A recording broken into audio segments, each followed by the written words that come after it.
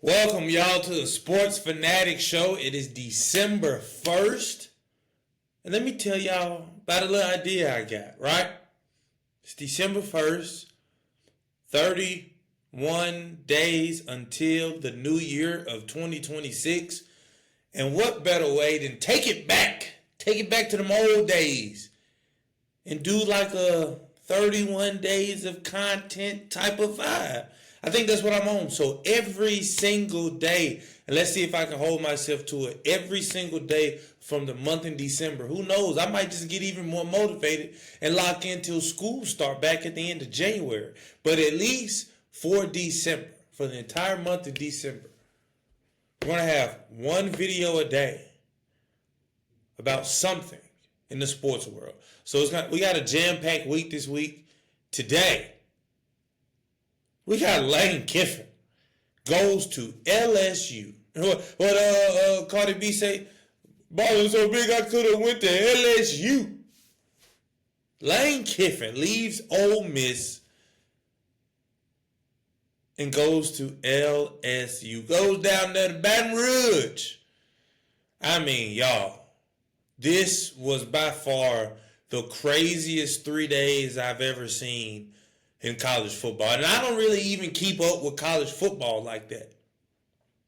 But this was by far the most bizarre 3 days ever in college football. It almost felt like Lane Kiffin had the world eaten out of his palms. Like every like hour, he was in Super Sim. He was growing. I mean, the storyline from the hot yoga with his family at 8 a.m. to pushing back the times. I mean, y'all, if you even think about it, he met with the AD at 6:30. Then they said he had a team meeting at 7:30. Then they said, well, he's going to decide after the Iron Bowl. Then they said he's going to wake up at 9 a.m. Yeah, we didn't find out till Sunday morning that it was Sunday afternoon by 1, 2, 3 o'clock that Lane Kiffin was going to LSU. They took this the entire weekend. It was just ridiculous. I mean, and then not even the point of him, and this is no shade, no disrespect. I mean this in the most respectful way possible. He was like, he wished he could have talked to his father and got some advice from his late father. He was talking about Nick Saban and Pete Carroll calling him for advice and everything. He used every single resource he had to make this decision to leave Ole Miss in the middle of a championship run. Unheard of. It's ridiculous, honestly. And I'm not mad at the decision to go to LSU. Not mad at all. I completely understand it. You want the facilities, the celebrities, the unlimited NIL and opportunities and technological advances and everything that LSU got to offer. I get that. But the timing, the who, what, when, where, how.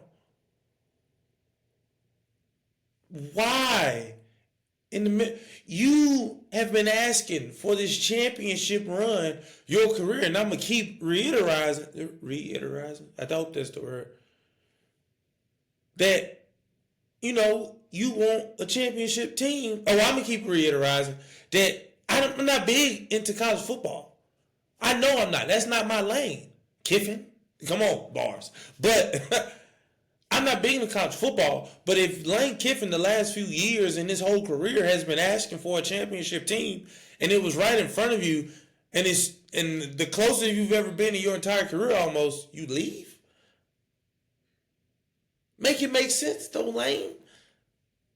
Make it make sense though. You could have been the head of Oxford. You could have retired as the football coach and went on to be the governor, the mayor, the superintendent of got all the schools. You would have had statues everywhere. You would have had restaurants. You probably would have had banks named after you, Lane. And you left to go be another coach who won a national championship at LSU. It was great coaches before Lane Kiffin. It was great coaches after Lane Kiffin. It was great players before Lane Kiffin, and there's going to be great players after Lane Kiffin. LSU will always be this star-studded school, university. It's just what it's been. It was there like that with Shaq. They had other players, like I said, not big into college athletics. I know Ben Simmons, Angel Reese, Flau'jae, Michaela Williams, Elite Poole, Antonio Blakeney. Yeah, I pulled that. Yeah, I did. So I know caliber of talent that went to LSU. Odell Beckham, Jamal Chase, Joe Burrow, Tyrann Mathieu. They got some dogs. Paul Skeens. They got the names for sure. But it's not making sense as to just why he wanted to leave. But, with all the stipulations that went on in that final day, it was like he wanted to accept the job at LSU but continue coaching through the playoffs. Lane Kiffin, understand this. Understand this. When the school has put so much effort into you and they've given you every single resource you can ask for, and you finally reach the pinnacle of it, and you are almost at the point where you can repay the favor by delivering a national championship, you turn your back? Because of what if? Not what was in front of you, but what if? Make it make sense. 11-1 this year. You're going to be a top 5, top 10 seed. You probably was going to have a home playoff game. And you gave it all away for the possibility, for the networking, for the extra friend request on Facebook. It's kind of a cold world that we live in, man. It's kind of a cold world. He said if the offensive coaching staff want to get on the plane, they need to be on the I-10 by 10 because he's leaving Oxford. He's leaving Oxford at the first chance he get. He should be in Baton Rouge by now. And by the time y'all see this Monday morning, he should be in Baton Rouge by now. So, but I do respect the AD Keith Carter for standing on business. He said, Lane Kiffin, this is not Burger King. You are not going to have it your way. You will not coach Ole Miss in the continuation of this college football playoff run. And you will go to Baton Rouge because that is your decision. There's no need for you to continue here and poke and bother my players, the people that I paid for, to come to your school and help you get a greater chance at winning a national championship. I'm not doing it. You need to leave today. Access denied. It's straight like that. It's no other riffs and raps to go about it. So they hired what's my man's name? Let me make sure you get this right. Pete Golden, the defensive coordinator. That's who they hired as the permanent head coach. I heard he was like the interim for like 2.5 seconds, 3 seconds, and boom, they made him the permanent head coach, the defensive coordinator. Love the what's the right word? The decisiveness from Keith Carter in the board of athletics to make a decision quickly, but yet they knew it was rooted in Oxford. Word on the street is that Pete didn't want to leave Oxford. He loved Oxford. Everybody do say that when things are going good. Everybody love Kyrie Irving loved Boston. He loved Cleveland. KD loved Oklahoma City. James Harden loved Houston. Chris Paul loved New Orleans. He loved LA. Till they all leave. But as of right now, Pete does love Oxford. And one thing that I want to note is that the recruits. I'm starting to see a lot of recruits. Well, I ain't going to say a lot, but I've seen a few. Seen a few recruits come through and still claim Ole Miss as their future school in the next coming years. Which is, and in this day and age, we don't see a lot of that with Bryce Underwood getting that $10 million going to Michigan And then seeing who else had that? Nico Maliava from Tennessee to UCLA, and I'm pretty sure it's 100 other players who's had NIL disputes. I mean, we've probably seen it with Camille Pierre and Vanderbilt going to NC State. A little women's basketball knowledge for you because I'm really tapped in like that. But we've seen NIL become a problem for athletes and schools over the last few years. And for a lot of them to choose to go to Ole Miss, where I'm pretty sure the NIL collective pot is a whole lot bigger at LSU than Oxford. But for them to choose to stay at Ole Miss and grind it out with Pete Golden, the defensive coordinator, they still claim one of the top linebackers. I want to say he plays in Florida. He posted, I think he had charts on his Twitter. So to see that the collective unit for the future upcoming recruitment class for the Rebels, see them stay committed, that's a good sign. That's a really good sign. And they still in the playoffs. 11-1. You know, the national champion, not national, the SEC championship is upcoming. You have Georgia and Alabama Saturday afternoon. I want to say that's a 3 o'clock game. Sucks Ole Miss could not get in. And that's another video for another day because I'm trying to understand. And y'all put me on, like I said, I'm not big into college football, so I'm learning on the fly. But so Georgia beat Ole Miss.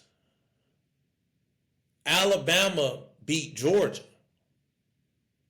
So therefore, even though they all have one conference loss, why isn't it? How do you decide Ole Miss, Alabama, and Georgia? That the three and Texas A&M because they all have one loss. Somebody, if you watch this video, put in the comments. I'm not really understanding how that situation works itself out.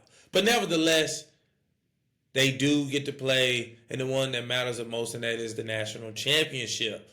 So, revenge. What's next is revenge. Revenge is next for Ole Miss. Go show Lane Kiffin that, nah, bro, you made the wrong decision, OG. Should have stayed with the boys down here in Oxford. Ole Miss, hotty toddy, you should have stayed down here instead of going to Death Valley. Should stay down here and got this ring, got this jury, got this national championship. So can't wait to see how everything pans out. The selection show is right after all the conference championship games. It is Sunday morning. We will be live streaming it here because I can't wait to pick and to really understand how this selection process go. We will be covering some of the conference championship games in the SEC. Probably do the Big Ten with Indiana and Ohio State. So. Just a few of them, just a couple of the big games to get my feet wet. But for LSU, Lane Kiffin, what does this mean? You get what you wanted. You get the star-studded program. You get the top recruits, incoming recruits. You get the top transfer portal recruits. You get the top coaching staff. You get the top budget. You get whatever you ever asked for. And if you don't win, it's your fault. And the last thing before we get out of here, because I can't really ramble that much about college football. Your boy's still learning. I'm new. I'm like 3 years in. But word on the street is 7 years, $80 million for Lane Kiffin to go to LSU. If Brian Kelly was out of there like 4 or 5 years, and I'm not even sure. Let's fact check if Brian Kelly won. Let's see if Brian Kelly won a national championship. No. Not at LSU, let me see. Oh, he's never won, period. Oh, he won with Grand Valley State, though. But he never won with an LSU. So, and he got close. You think they're going to give you the same leash? A longer leash, matter of fact. You think they're going to give you a longer leash than Brian Kelly? 4 to 5 years? You turned your back on them, though. It's a cold world out here, bro. It's a cold world out here, y'all. So we going to see. And And they play each other next year. Ole Miss and LSU, they play in Oxford. So I think I know where I'll be going, taking a little vlog trip down there to Oxford, Mississippi. Hotty toddy, Ole Miss. God damn. I need to go to that, boy. That game is going to be rough. I can't wait. I cannot wait. I'm definitely going to try to get my way into that. But that's all I got, man. That's all I got, man. Lane Kiffin is going to LSU. I really wanted him to stay. I really wanted him to build something of his own and be a one-of-a-kind head coach. But I've heard, throughout the weekend that he's done this before. He's put on a spectacle like this before. And now it just hits a little different because it's 2025. Everybody got social media. You can flip. Everybody got an opinion. You can flip so many words up and down and left and right and turning around. And so many words and stories can get misconstrued. But the journalism of this entire story was just top tier. It was. It actually was. I can't lie. It was pretty entertaining because I was hooked. I was very hooked. But, grown man does what a grown man wants to do, man. So I guess it's just what it is. So I appreciate y'all. Oh, and final thing about this whole month of content, and this is for, hopefully if I ever have some day ones, but I'm hoping this month, to, for one, complete it, right? I'm hoping to complete it. I want to do a challenge. I want to spice something up, and I need a good push. I need a good push going into the new year again. I feel like I had a good one going into 2025, and 2025 has been one of the best years of my entire life, and I have so much life to live, so much more life to live, but I feel like working this hard at the end of 2025 and catapulting my 2026 like how I just did a year ago to date would open up a whole new lane for me. And that's honestly what I'm hoping for.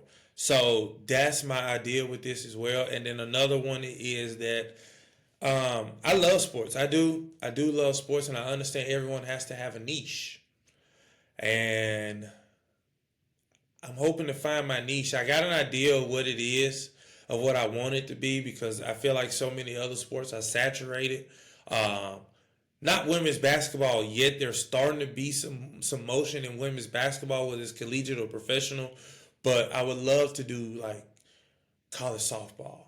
I would love to do volleyball, but they just don't have a big enough fan base to, give me what I need. But what I am thinking about doing is committing to boxing. So we will see, because I will make my mind up at the end of this come January. Come January, this channel will be limited to about either 2 sports or boxing and women's sports as a whole. So I really don't want to cover men's sports. Everyone covers men's sports. Y'all can have it. And women's sports is on the rise. And I feel like I can be one of these faces, whether it's for AU Athletes Unlimited volleyball that's coming up or even golf. Like, I really do this. I really can cover whatever, whenever, however, That's what I pride myself on, being versatile and being, you can put me anywhere. You can't put a lot of these basketball junkies or these football junkies in the boxing world. You can't put them in the golf world. You can't put them in the women's basketball world. You can't put them in the volleyball world. You can't put them in the softball world. You can't put them in a lot of these places, but you can put me probably just about majority of sports. Tennis is coming up, all of that, swimming and all that good stuff. But that's all I got. So hopefully we can complete this 31 days of content. It's going to be on YouTube. It's going to be on Instagram, TikTok, Twitter. Make sure you follow me on all socials. I think it's going to be a pretty good month. I got to find a way to lay out the screen to get Instagrams and all my stuff, you know what I mean? But that's all I got, man. It's the Sports Fanatic, your boy Deal. Who knows? We might even change the name, go rebrand mode come January. You never know. But it's the Sport Fanatic Show, man. Your boy Deal. I appreciate y'all for listening to me about Lane Kiffin going to LSU, baby. Woo! But we got a lot to talk about once the college conference championships and the college football playoffs start. around the corner. So it's going to be a lot of college football talk in the last month. So I'm excited. But we got the NFL, we got women's basketball, and we got boxing. So we're covering 4 sports right now. So best believe this month is going to be jam-packed. Then I got some lifestyle travel content because I'm going to be traveling too. So that's it for this video. I will see y'all tomorrow on Tuesday where we talk about the Rams. My favorite team, the Rams, and Matthew Stafford. It's a conversation to be had. I'll see y'all then. It's the Sports Fanatic, your boy out. Like, comment, share, subscribe, the whole 9. We out.